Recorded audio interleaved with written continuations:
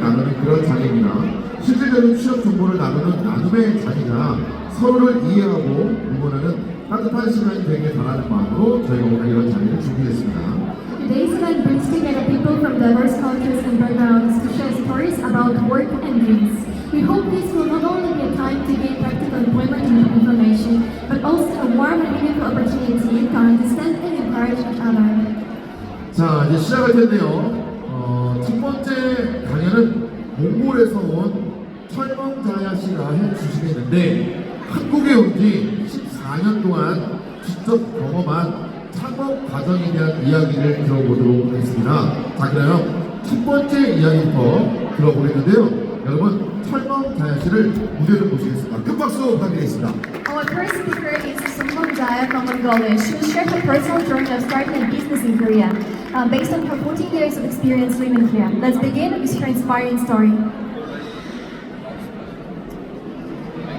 자, 우리 몽골에서 온 철멍자야 씨의 한국에서 자리 잡고 지금까지 오기까지 여러 가지 이야기를 해드릴 텐데요. 마이크를 가까이 대시고 크게 또박또 말씀해 주시면 되겠고 멋진 강연이 될 수 있도록 여러분 다시 한번 철멍자야 씨에게 큰 박수 부탁드리겠습니다.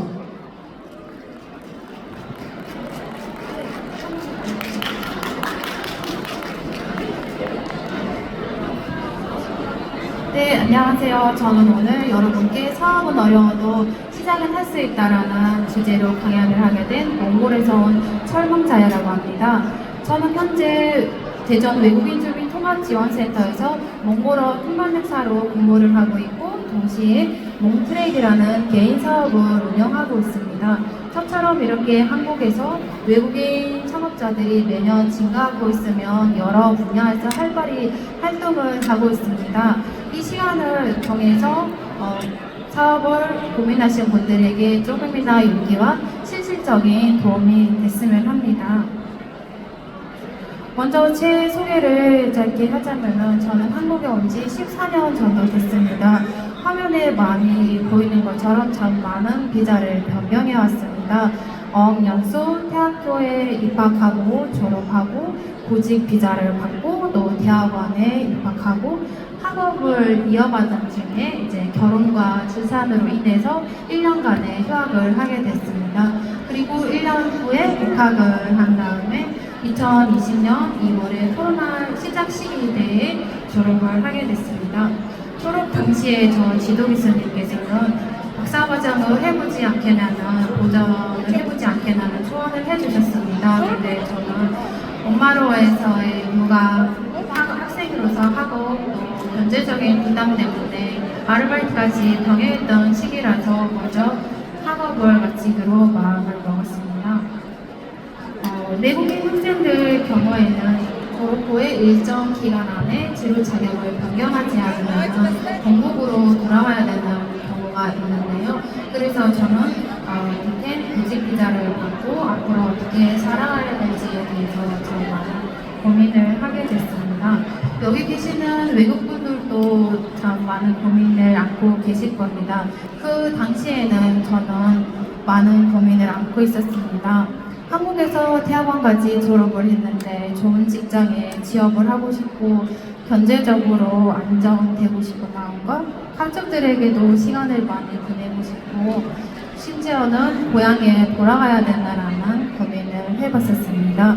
그랬던 시기에 저는 결혼과 육아를 병행하면서 할 수 있는 경제 활동을 알아보던 중에 저는 대학원 전공이 국제무역학이었기 때문에 무역업을 도전해보자는 마음을 먹었습니다.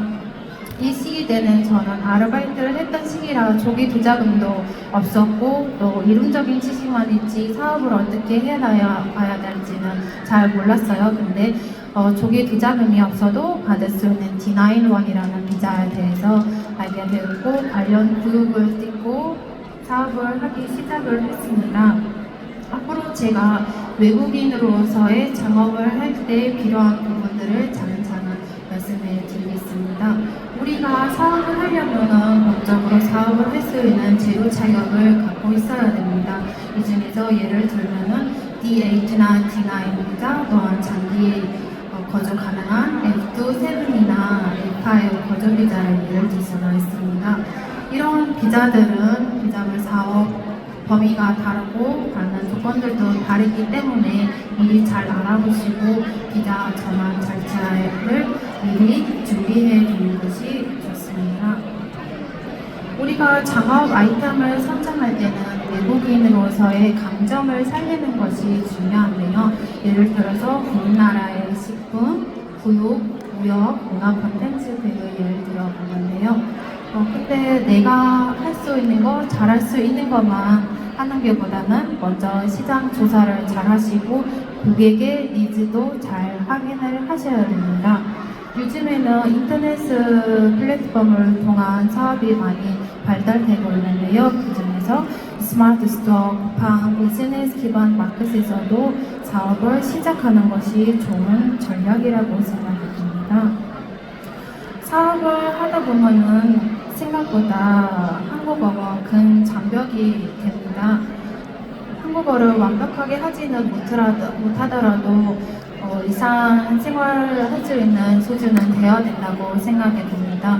왜냐하면 실무는 대부분은 한국어로 진행이 됩니다. 그래서 외국인 분들이시면 다음 세 가지를 고려해 보셔야 된다고 생각합니다. 첫 번째로는 한국어 공부를 꾸준히 병행을 하시고 또 한국어 가능한 직원이나 파트너를 두시고 마지막으로 계약이나 법률적인 부분들은 전문가에게 맡기거나 전문가의 도움을 받는 것을 권장해 드립니다. 우리가 이렇게 창업 전에 모든 준비 체크리스트를 한번 체크를 해보자면은 나에게 갖고 있는 자본금을 잘 확보가 되는지를 잘 알아봐야 되고요. 근데 아이템은 좋은데 창업을 하려고 하니까 자금이 없어도 앞으로 어떤 제도들이 있는지 제가 한번 설명을 드릴 거고요. 또한 사업장 사무실을 확보를 해야 됩니다. 개인 사업자 등록을 할 때 주거지로는 제한되는 경우들도 있습니다. 그리고 앞에서도 말씀드렸다시피 시장 조사와 경제 분석, 고객의 리스트를 잘 확보를 하셔야 되고 내가 앞으로의 어떤 사업을 어떻게 진행을 할 것인지에 대해서 비즈니스 모델 캔버스를 작성하는 것이 좋습니다. 이렇게 모든 준비가 다 되면 우리가 개인 사업자 등록을 하러 가게 되는데요. 다른 나라에서는 어떻게 하는지는 잘 모르지만 한국에서는 개인 사업자가 되는 과정은 쉽습니다. 홈택스 온라인을 통해서 개인 사업자 신청을 할 수가 있고 세무서에 본인, 외국인 등록증과 임대차 계약서를 가지고 현장에서 몇 가지 서류만 작성을 하면은 하루 안에 발급되는 경우들이 있습니다. 이렇게 개인 사업자가 되는 과정은 참 쉬웠으나 저는 외국인으로서 한국에서 살면서 비자 관리, 제로 자격을 유지하고 연장하는 데서 참 많은 어려움을 겪었습니다. 그래서 저는 여기 계신 분들 중에 창업을 고민하신 분들이 계시면은 창업만 할 수 있는 비자보다는 나랑 경제 활동을 병행하면서 할 수 있는 F2-7이나 영조 자격으로 조건이 되면은 제로 자격을 변경하는 것을 추천해 드립니다. 저 같은 경우에는 지금 F2-7 비자로 한국에서 살고 있으면 여러 기관에서 근무하면서 근로소득과 사업으로 인해서 번 사업소득을 합산한 금액으로 비자를 연장하면서 살고 있습니다. 왜냐하면 우리가 앞으로 경제활동이 어떻게 될지도 모르겠고 또 나의 소득이 일시적으로 줄어들 수 있기 때문에 나랑 경제활동을 할 수 있는 비자로 변경해 두면은 조건들을 보완할 수가 있기 때문입니다. 제가 앞에서 말씀드렸다시피 창업 아이템은 좋은데 돈이 당장 없으면 어떻게 할까요? 이런 질문을 참 많이 받은 적이 있습니다. 그래서 한국에서는 정부 지자체 장학 지원 사업이 정말 잘 돼 있습니다. 이 중에서 외국인들도 받을 수 있는 제도가 많기 때문에 한번 알아보시는 게 좋고 학생일 경우에는 학교 장학단을 방문해서 상담을 해보는 것도 좋습니다. 학교에서는 해외로 연수를 보내주는 경우도 있기 때문에 좋은 기회가 될 거라고 생각합니다. 다음은 의외로 많은 사람들이 모르는 부분인데요. 장학보관 지원입니다. 우리가 구글이나 네이버에서 지역 예를 들어서 대전 창업 공간이라고 치면은 우리가 저렴한 가격으로 아니면은 무료로 창업 공간의 지원을 받을 수가 있습니다. 마지막으로 정보보증제도 및 창업자금 대출이 있는데요. 이 중에서 기술보증기금이나 신용보증기금을 알아보시면 외국인도 대출을 받을 수가 있습니다. 우리가 이렇게 당장 돈이 없다고 좌절하지 마시고 알아보면은 길은 참 많습니다. 이렇게 창업 지원을 우리가 받으려면은 사업 계획서를 잘 작성을 해야 되는데요. 저는 개인적으로 이렇게 사업 계획서를 작성하는데 중요한 5가지 핵심 팁을 가지고 왔습니다. 첫 번째로는 너무 길게 쓰지 마시고 핵심만 간결하게 A4 용지 5장에서 10장 이내로 준비하시는 게 좋고, 또한 시장 규모나 예상 매출 등 숫자로 말할 수 있는 것들을 다 사업 계획서에 넣는 것이 좋고, 나의 제품이나 서비스를 왜 이 사람들이 써야 되는지 고객의 입장에서 쓰는 것도 좋습니다.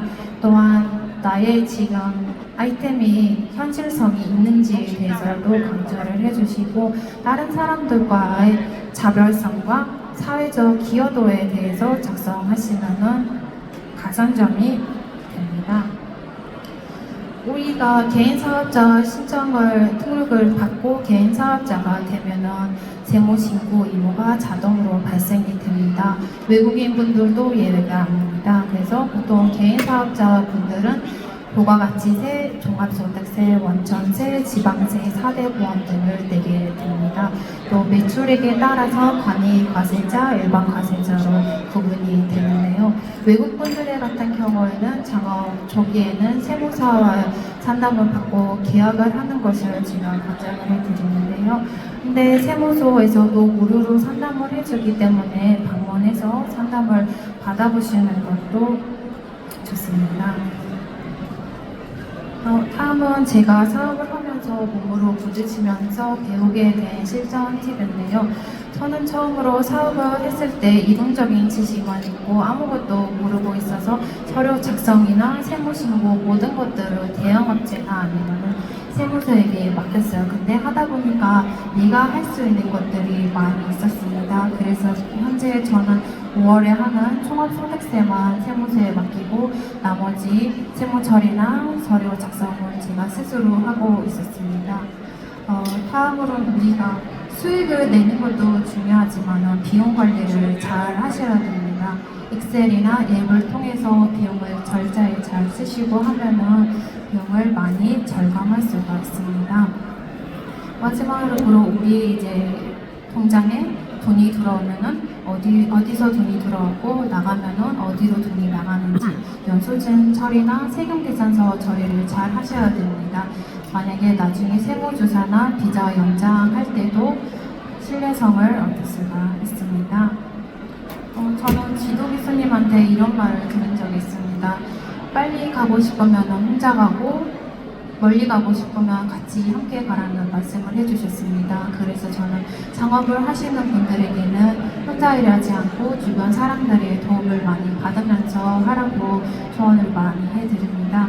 우리 주위에 계시는 교수님이나 선배, 동료, 가동업종 사장님들에게도 우리가 도움을 많이 정하고 받고, 또 우리 주변에는 창업지원센터나 외국인 지원기관에도 방문해서 상담해보는 것도 큰 도움이 됩니다. 이제 개인 사업자뿐만 아니라 우리 개개인의 멘탈 관리가 참 중요한 시대잖아요. 그래서 저는 초반에는 일을 할 때 저만 혼자서 일을 너무 많이 하는 것 같고 일을 하는 에 비해서 수익은 너무 적어서 우울감도 생기고 좌절하기 직전이었는데요. 그런데 또 실수를 하고 손해도 보고 악플도 달리고 불만족한 고객들도 많이 생길 수가 있습니다. 근데 이런 일들이 나한테만 일어나는 일이 아니고 사업을 하는 분들에게 모두 다 겪는 과정이라고 생각하면 마음이 조금 안심됐습니다. 그리고 마지막으로는 이제 본인만의 멘탈 관리를 할 수 있는 방법을 찾는 것이 중요하다고 생각이 듭니다. 그래서 저 같은 경우에는 실패를 해도 돌아갈 수 있는 길을 마련해 두면은 마음이 편안해졌습니다. 저는 앞에서 말씀드렸다시피 F2 비자를 갖고 있어서 사업이 만약에 운 좋게 안 되면은 저는 재취업을 할 수 있는 비자를 갖고 있어서 더 용기를 내서 사업을 할 수 있었던 것 같습니다. 여기 계신 분들 중에는 그럼 이 사람은 어떤 사업을 할까라고 생각을 하실 것 같아서 저는 중고차 수출을 하고 있습니다. 근데 여자가 중고차 수출이라고 하면은 많이 생소하실 텐데요. 우리 남편이 자동차에 대해서 많이 알고 있어서 많이 이지하면서 같이 하고 있습니다. 그리고 혹시 저처럼 중고차 수출을 고민해 보시는 외국분들이 계실까 봐서 한 가지 팁을 갖고 왔는데요. 보통 많은 분들이 중고차를 구매를 하게 되면 위에 보이는 엔카, KB차차, K카, 헬딜러 이런 앱에서 구매를 하거나 아니면 중고차 딜러분들한테 중고차를 사게 됩니다. 그러면은 차처럼 중고차를 수출하는 분들과 또 딜러분들은 그러면 차를 어디서 살까라는 질문이 있을 수 있습니다. 이분들은 위에 있는 앱들을 통해서 개인한테 사기도 하지만 밑에 보이는 자동차 구매 사이트를 통해서 차를 구매를 하게 됩니다. 그러면 위에 보이는 앱보다는 자동차 구매 사이트를 통해서 자동차를 구매하게 되면은 위에보다는 훨씬 저렴하게 차를 구매할 수 있고 또한 경매 전에는 자동차를 다 점검해 두기 때문에 믿을만 정보를 제공해 주기 때문에 경매에 대해서도 한번 알아보시는 것도 좋습니다. 저는 이제 말을 너무 빠르게 한 것 같은데 저 이제 마지막 페이지인데요. 여기 앞에 보이는 사진을 보면은 몸집이 엄청 큰 코끼리가 조그만 밧줄에 발이 묶여 있습니다. 그래서 지나간 사람이 물어봤다고 합니다. 몸집이 이렇게 큰 코끼리인데 왜 이렇게 작은 밧줄로 묶여놨냐 하니까 도망가지 않냐고 하니까 관리인이 이렇게 대답을 했다고 합니다. 어릴 때도 똑같은 밧줄을 묶어놨는데 그때도 도망을 가지를 못해서 지금도 본인이 도망을 못 간다고 생각을 해서 시도조차 하지를 않는다고 합니다. 그래서 저는 여기 계신 분들에게는 우리 마음속에도 이렇게 작은 밧줄이 누구나 있을 수가 있습니다. 그래서 그 밧줄을 살짝만 당겨보면 생각보다 쉽게 끊어질 수가 있습니다. 그래서 여러분의 그 첫걸음을 내딛고 스스로의 가능성을 믿는 계기가 되길 바랍니다. 감사합니다.